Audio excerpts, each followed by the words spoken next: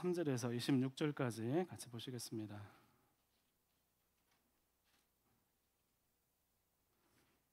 고린도전서 11장 23절에서 26절입니다.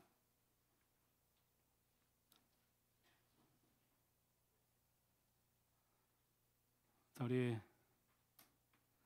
한 절씩 교독하겠습니다. 한 절씩. 내가 너희에게 전한 것은 주께 받은 것이니 곧 주 예수께서 잡히시던 밤에 떡을 가지사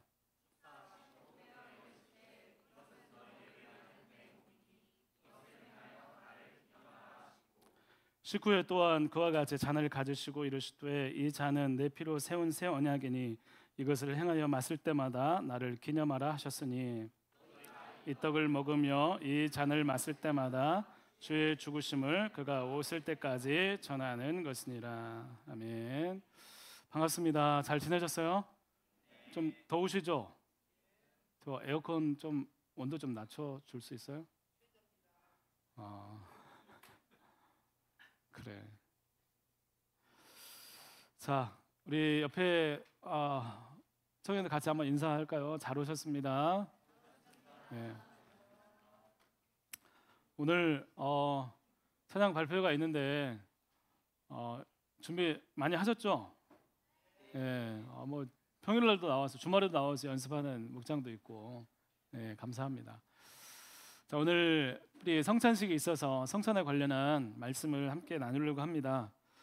오늘 구원을 되새기는 성찬 이렇게 제목을 정했는데, 그러면 성찬, 우리가 예배 때마다 가끔씩 이렇게 성찬을 하게 되는데 그 성찬을 행할 때 우리가 어떤 마음으로 어떻게 나가야 되는지 함께 성찬을 통해서 하나님의 은혜를 나누려고 합니다.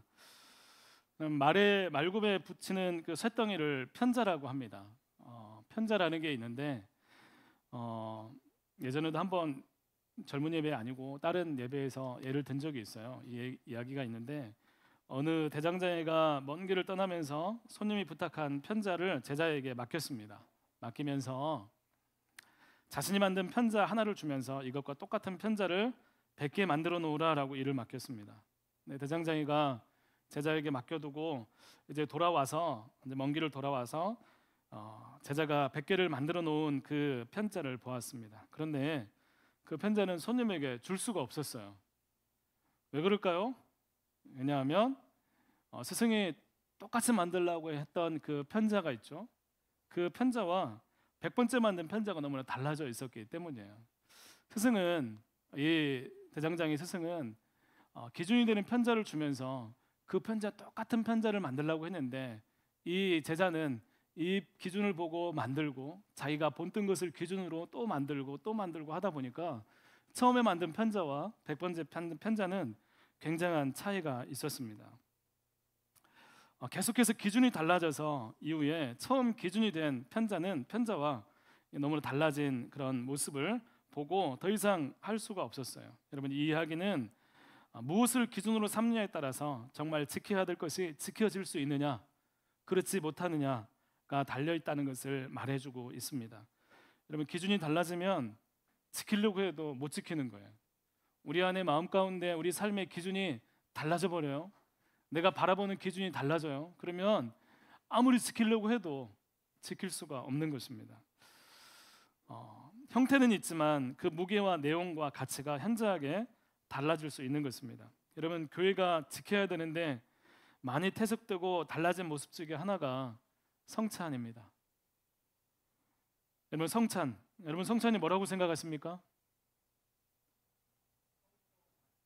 성스러운 만찬. 예, 좋아요. 맞아요. 그러면 성찬의 뜻은 그건데 여러분에게 성찬은 어떤 거예요? 여러분, 이게 교회에서 몇 달에 한 번씩 성찬을 하죠? 성찬식 하면 마음이 어때요? 아파요. 예. 또 성찬을 하면 하고 싶어요? 와, 성찬 환영해요? 성찬만 하고 싶어요? 예. 예. 너무 좋습니다. 여러분, 성찬은 예수님이 직접 제정하신 것인데 그 의미와 무게가 달라져서 사람들에게 성찬이 그렇게 중요하지 않게 느껴진다는 인상이 굉장히 큽니다.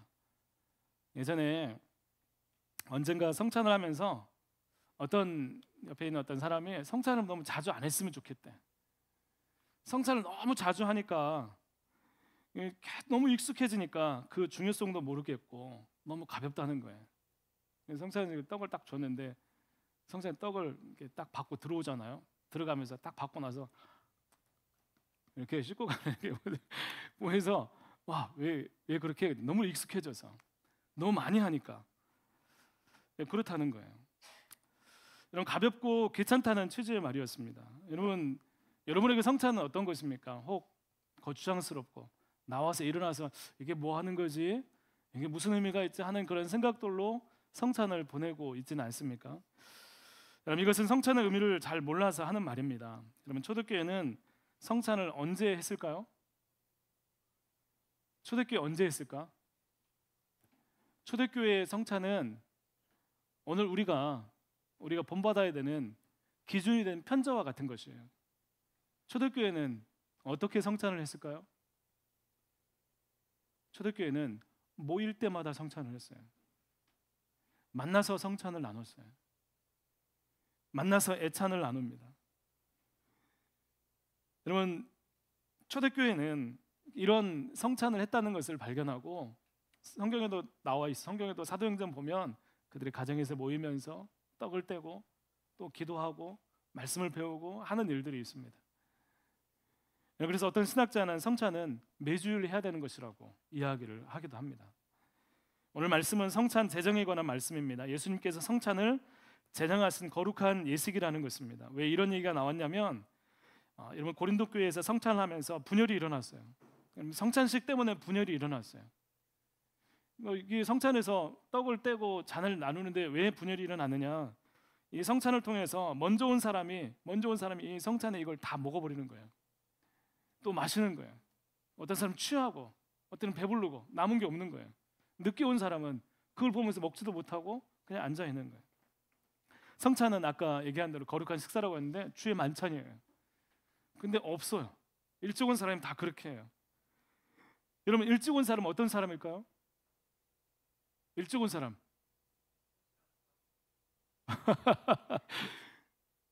성실한 사람일 수도 있어요. 근데 일찍 오는 사람은 되게 시간에 여유가 있는 사람이에요. 그 사람은 어떤 사람이에요? 부자예요.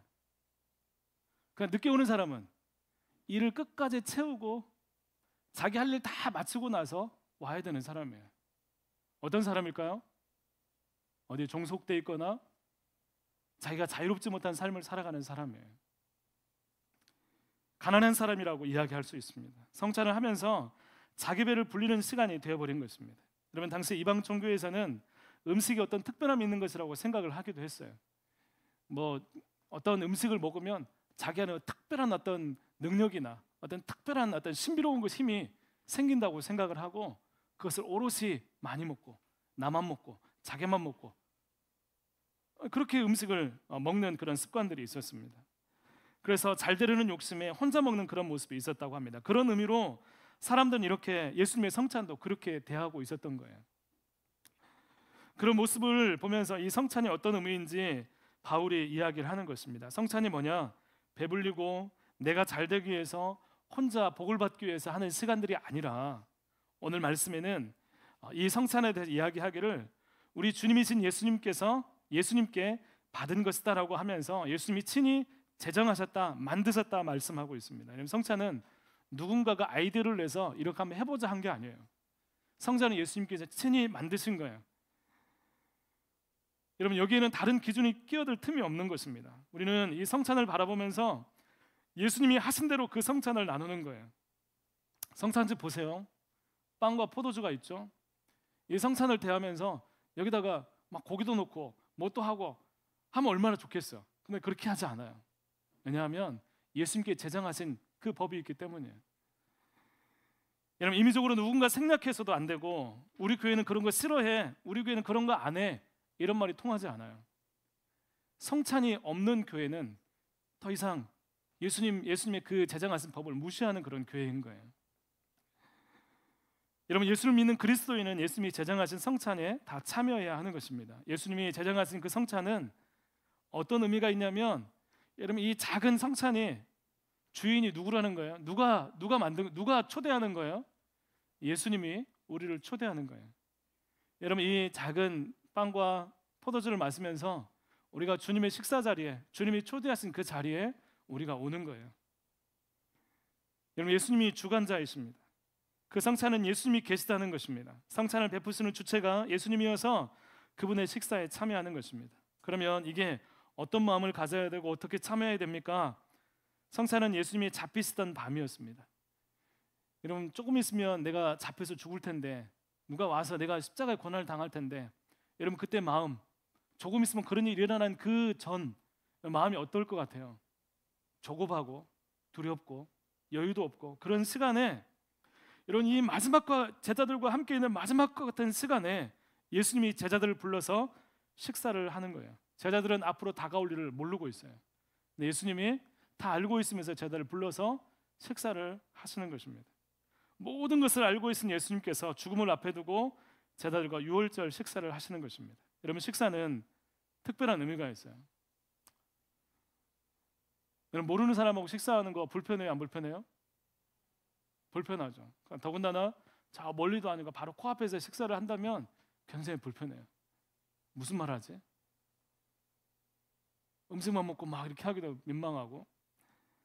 여러분, 예수님의 식사는 사람들을 받아들이고, 사람들을 환대하고, 사람들과 함께하고 새롭게 관계를 형성하는 시간이에요. 여러분, 복음서를 읽어보세요. 예수님이 밥 먹는 시간이 엄청 많이 나와요. 여러분, 죄인들과 집에 들어가서 먹고 마시고, 또 제자들에게 이제 엠마오로 가는 제자들을 먹이시고, 예수님이 다양한 사람들과 식사를 하셨어요. 새로운 관계를 형성하시고 그 사람들을 식사로 초대하는 것입니다. 이런 군대 가거나 먼 길을 떠날 때 부모님이 뭐 해요? 밥. 지금은 사주죠. 밥을 해줘요. 별거 아닌데 따뜻한 밥 한 끼. 나 식은 밥 좋아하는데 상관없어요. 따뜻한 밥 해주고 싶어. 내가 사주는 밥은 가장 맛있고 특별한 영양가가 있어, 그런 게 아니에요. 밥에 특별한 의미가 있는 거예요. 먼 길 가는데 배 굶지 말고 내 사랑을 담아서 그렇게 하는 거예요. 말로 다 할 수 없는 여러 감정들이 식사에 있는 것입니다. 성찬은 아무것도 모르는 제자들, 그 제자들을 사랑하고 환대하고 격려하고 스승의 길을 몰라도 장차 알게 될 그 길들을 알게 될 이 제자들을 위해서 예수님께서 잊지 말라고 함께 식사를 초대해서 그들을 격려하고 그들에게 꼭 기억할 것을 말씀해주는 그런 시간입니다. 주님께서 이 제자들을 꼭 품고 계시다는 것을 보여주는 시간입니다. 여러분, 성찬을 마주할 때 그 주님의 마음을 생각하면서 이 성찬에 참여할 수 있기를 바랍니다. 주님이 우리를 품으신대요. 여러분, 환대하면서 이 식사 자리에 우리를 초대하시는 거예요. 내가 너희를 사랑해서 이 자리에 너희를 오게 한 거야. 내가 비록 지금 십자가에 놓여 있지만 앞으로 그 길을 알게 될 너희들, 내가 너희를 이 자리에 초대하는 거야.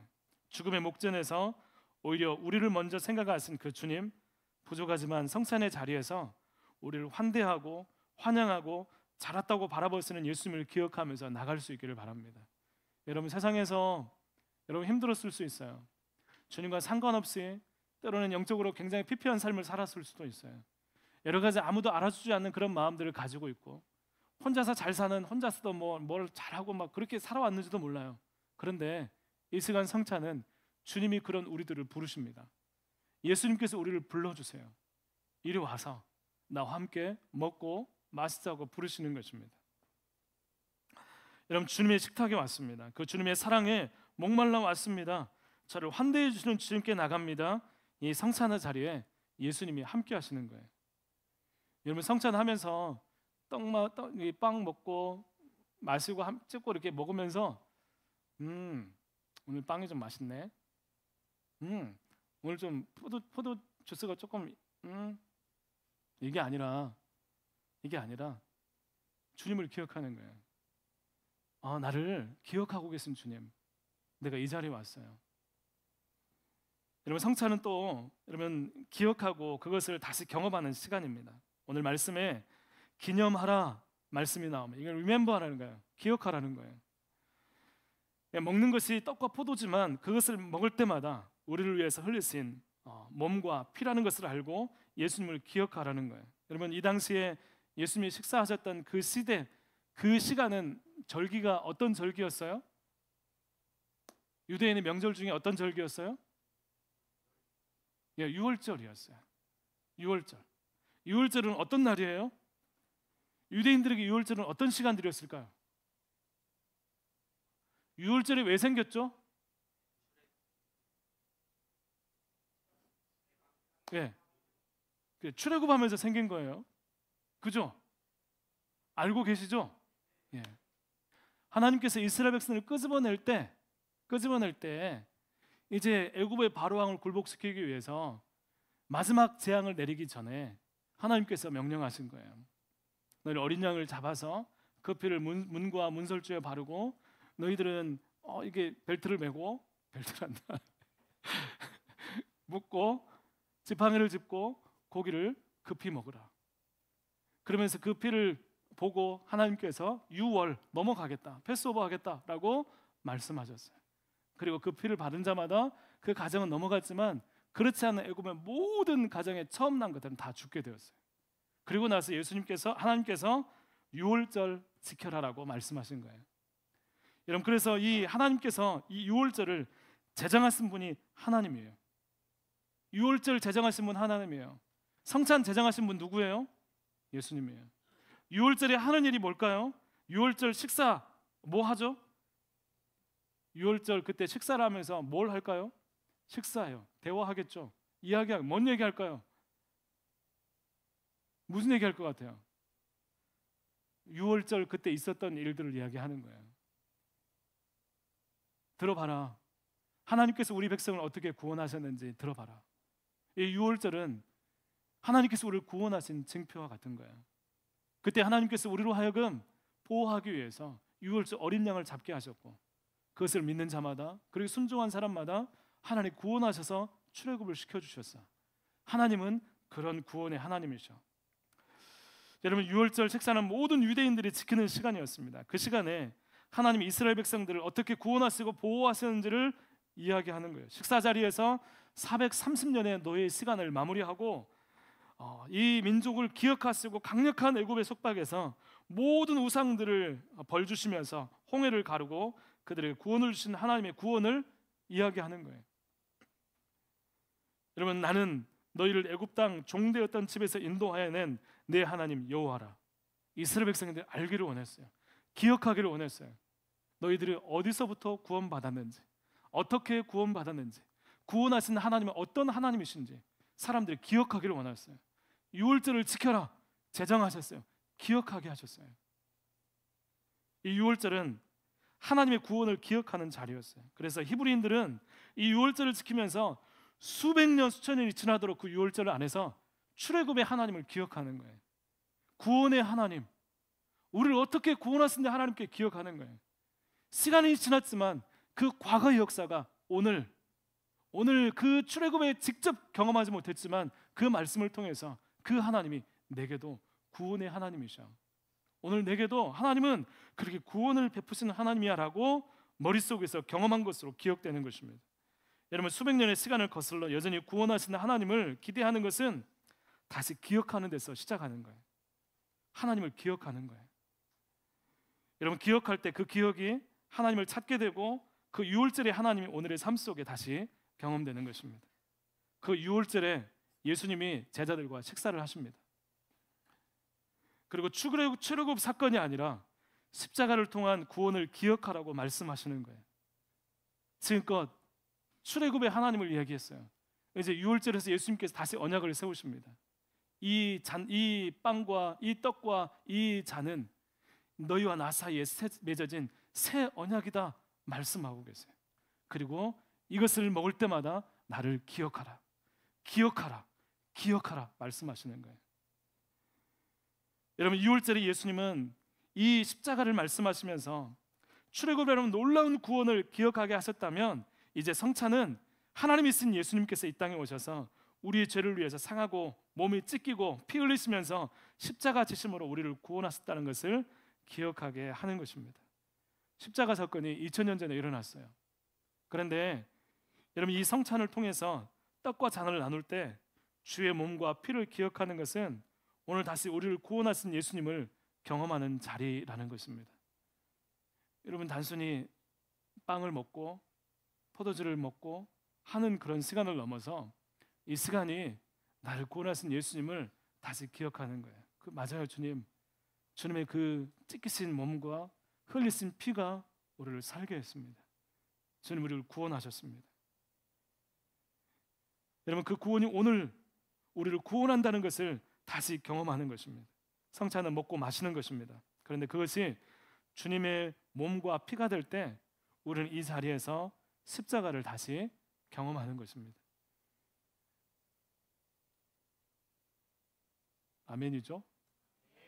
여러분, 성찬의 자리에서 이 생각을 하고 이 믿음을 가지고 떡과 잔을 받으십시오. 그리고 십자가가 아주 저 멀리 있는 것이 아니라 성찬을 마실 때마다, 대할 때마다 우리 가운데 경험되는 그 주님의 구원하심을 경험할 수 있는 자리가 되기를 간절히 소망합니다. 여러분, 다시 십자가로 우리를 위해서 다 내어놓으신 그 예수님을 바라보면서 나만을 위해서 세상만을 바라보면서 달려왔던 우리의 모습을 내려놓고 이 자리에서 주님의 뜻을 묻는 것입니다. 내가 지금 잘 살고 있나? 주님은 나를 위해서 모든 걸 베푸시고 다 쏟아내셨는데 나는 지금 어디를 향하고 무엇을 바라보며 살고 있는가? 주님의 뜻을 묻는 것입니다. 십자가가 나의 기림을 다시 붙잡고 그래서 하나님의 놀라운 사랑을 경험하는 자리가 되는 것입니다. 그래서 이 자리에서 경험한 그 예수님 때문에 다시 밖에 나가서 우리를 구원하신 예수님을 끝없이 전하는 것입니다. 주님 다시 오는 그 날까지. 사랑하는 청년 여러분, 주님의 몸과 피를 마시는 것은 오늘 예수님 때문에 내가 구원받고 내가 주님의 뜻을 붙들고 살아야 되는 하나님의 자녀임을 기억하는 것입니다. 또 이 성찬을 통해서 함께 구원의 기쁨과 감격을 누리고 서로 격려하면서 우리가 함께 한 떡과 한 잔을 나누는 서로 지체임을 확인하는 시간이기도 합니다. 여러분, 내가 많이 먹을 거야, 내가 더 필요해, 이게 아니라 한 떡과 한 잔을 마시면서 이 안에서 주님, 우리가 한 구원을 얻은 모두가 하나의 같은 지체입니다라고 고백하는 시간이라는 것입니다. 예수님 때문에 하나 된 우리입니다. 이런 성찬은 결코 가벼운 것도 아니고 무시해서도 안 되는, 귀찮은 것이 될 수 없는 우리의 가장 귀한 시간이 되는 것입니다. 여러분, 이 성찬을 통해서 여러분에게 정말 예수 그리스도의 임재가, 주의 성령의 말씀하심이, 터치하심이 오늘 여러분 가운데 있기를 간절히 축복합니다. 구원의 감격, 예수님을 다시 기억하면서 아들을 주시기까지 사랑하신 그 하나님의 사랑 안에서 모든 것이 기도가 되고 삶의 방향이, 목적이 제자리를 찾아가는 귀한 은혜가 성찬의 자리 가운데 날마다 부어지는 은혜가 있기를 간절히 축복합니다. 함께 같이 기도하겠습니다. 하나님 아버지, 감사합니다. 오늘 이렇게 주님 전에 나와서 예배하고 또 성찬을 대합니다. 하나님, 이 성찬을 대하는 우리, 이 모든 것 주님이 우리를 초대하셨음을 기억하게 하시고 우리를 구원하시고 불러주셔서 주님의 그 자리, 그 식탁 가운데 나눌 때 우리를 향하신 주님의 사랑을 다시 한번 확인하게 하시고 기억하게 하시고, 하나님, 그래서 하나님, 우리가 다시 구원의 기쁨과 감격을 누리며 그 십자가 안에서 그 주님의 구원 가운데서 담대함으로 우리의 삶을 살아갈 수 있도록 주님 은혜 주시고 힘 주시옵소서.